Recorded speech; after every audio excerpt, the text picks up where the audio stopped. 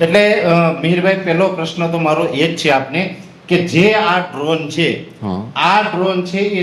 પહેલા તો જે આ સંપૂર્ણ જે આ ડ્રોન આવે છે એ એની કેપેસિટી શું છે, એમાં કઈ ટેકનોલોજી છે, આ તમામ વિષયનું મારે જાણવું છે. પહેલો પ્રશ્ન એ છે કે આ ડ્રોનની અંદર જે આપણે દવા છંટકાવ કરીએ છીએ, તો આ દવા છંટકાવ કરવામાં સૌ પ્રથમ તો જે તમારે હમણાં વાત થઈ હતી કે કોઈ પાકનું વધારે ગ્રોથ થઈ ગયું હોય અથવા તો કોઈ ખેતરની અંદર ચોમાસું છે અને પાણી ભરેલું છે, ખેતરમાં ગારો છે કે જ્યાં માણસ જઈ શકે એમ નથી, તો એવી જગ્યાએ આ ડ્રોનને ચલાવવું હોય તો કેવી રીતના આપણે લાભ લઈ શકાય? તો પહેલાં તો ખૂબ ખૂબ ધન્યવાદ પરેશભાઈ, તમે અત્યારે મારી સાથે આ પોડકાસ્ટ કરીને ખેડૂતોને જે નવી ટેકનોલોજી વિશે માહિતી આપી રહ્યા છો. હવે ડ્રોન વિશે વાત કરું તો અમારી કંપની છેલ્લા 5 વર્ષથી એગ્રીકલ્ચર ડ્રોનમાં સતત પ્રયાસો કરી રહી છે. 5 વર્ષથી લઈને આજ સુધીમાં 5 વર્ષમાં અમે ટેકનોલોજીમાં ઘણો ચેન્જીસ લાવ્યા છીએ, ફેરફાર લાવ્યા છીએ, જેમાં ખેડૂત મિત્રોના જે એમના મંતવ્યો હોય, જે ડ્રોન સર્વિસ પ્રોવાઈડર મિત્રો છે એમના સૂચનો છે, તો એને આધારિત હવે ડ્રોનની હું વાત કરું તો ડ્રોન અલગ અલગ કેપેસિટીના આવે છે, જેમ 10 લીટર, 15 લીટર. અત્યારે આપણે જે લેટેસ્ટ ટેકનોલોજી વિશે વાત કરવા જઈ રહ્યા છીએ 10 લીટરનું ડ્રોન છે.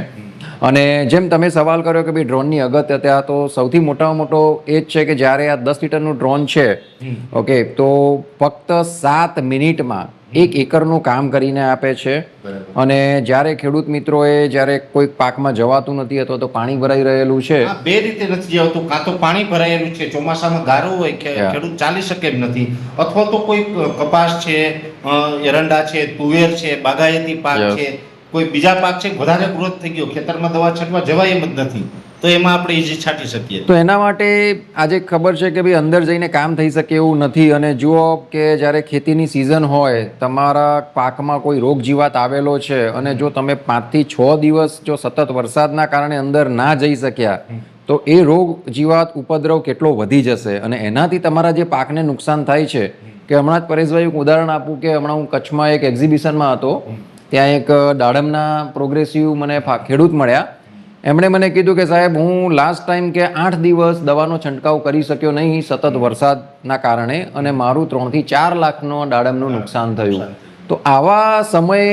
ડ્રોન જ એવું સાધન છે કે જે તમે ખેતરના સેડા ઉપર ઊભા રહીને 1.5 કિલોમીટર સુધી રિમોટથી ઓટોમેશન દવાનો છંટકાવ કરી શકો છો. અને કોઈ પણ સમયે વધારે વરસાદ છે, પાણી ભરેલું છે કે ઘટાદાર પાકની અંદર જઈને સ્પ્રે નથી કરી શકાતો, ત્યારે આ ડ્રોન સર્વશ્રેષ્ઠ વિકલ્પ તરીકે ઉભરી આવ્યું છે.